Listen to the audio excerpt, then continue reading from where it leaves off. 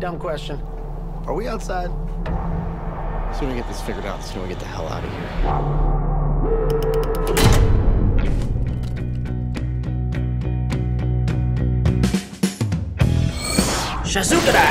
So how do you come with this idea to make a horror movie in escape room? We knew how popular they were, and there's like 2,000 escape rooms in LA County alone, and so there was definitely something happening around the world, and as I did research, I realized how cinematic a good escape room can be. You know, you go into like a Cold War bunker and you solve a riddle and there's a hidden map behind you that gets turned on. And so what I found was that good escape rooms, they're constantly, the space itself is transforming constantly. And I got very excited about what that could do in a film that's largely obviously a visual medium. And then from there it was like the idea of like making each of the characters a puzzle and like bringing these 6 strangers together. Yeah, I saw a lot of similarities with Saw, but I saw a bit more with Cube, which is one of my favorite movies. Could you please say about these inspirations that you have for this movie? Yeah, I mean, you know, some people say Cube, but Cube also gets very gory too. I mean, remember there's like a, you know, like dude being cut in a Swiss cheese. But the biggest inspiration for me was David Fincher's The Game, really. Like trying to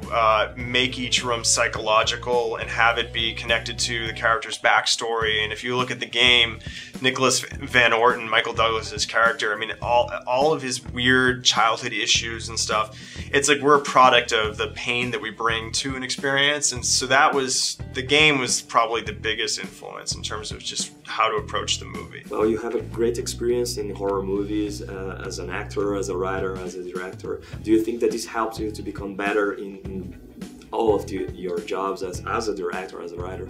And what do you like the most, to be in front of, behind the cameras? Look, I mean, I think you know, it'd be nice to be a big movie star, but I'm really enjoying being a filmmaker. I mean, I love all of it, and each movie you learn so much. I mean, I've learned so much from making Escape Room. It's the most ambitious movie I've made. I learned a ton from my cinematographer, Mark Spicer, who does a lot of the Fast and the Furious movies. And so, but yeah, you learn so much. Each one is like a new film school, and by the end you're like, wow, I've grown so much. So hopefully it keeps accumulating and I can continue to bring the tricks that I've learned to the next project, whatever it may be. Well, we have a nice and wide open end in this movie.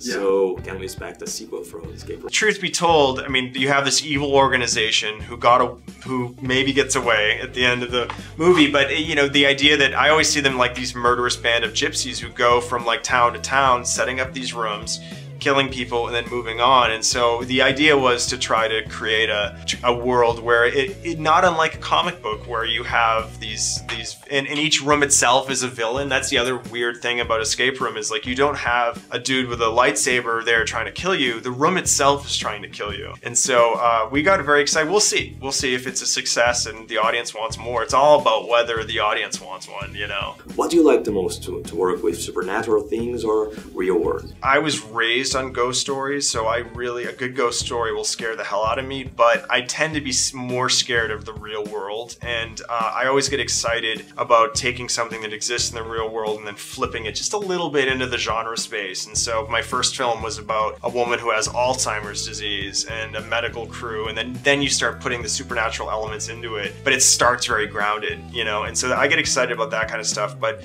I just love telling good stories, you know, whether it's a musical or a comedy, or you know, for me it's just about, am I really invested in the characters, and then all the other stuff is bells and whistles, you know. So talking about characters, I have to ask you, would you like to work in a comic book adaptation, and which superhero or supervillain would you like to work with? Yeah, I mean, I would love to do, for me it was like Logan was like the best in the last 20 years. I mean, going back to early Nolan stuff, I tend to like darker stuff and it has to be grounded, and so for me it would just be a very grounded world. Like I just, for the hard thing I have with comic books is that the stakes are so big that it's sometimes I personally just check out, because I'm like, oh, okay, the world's gonna end, and you know, so for me, Logan was a great example of a movie where it was a Western. It was, here's this character who's afraid to love a little girl, because you want to explore the humanity, you know, and have the superhuman abilities be the icing on the cake. So Have you ever seen things that weren't there before? I am not imagining this. Surviving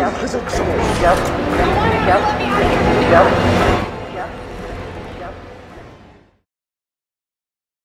And they all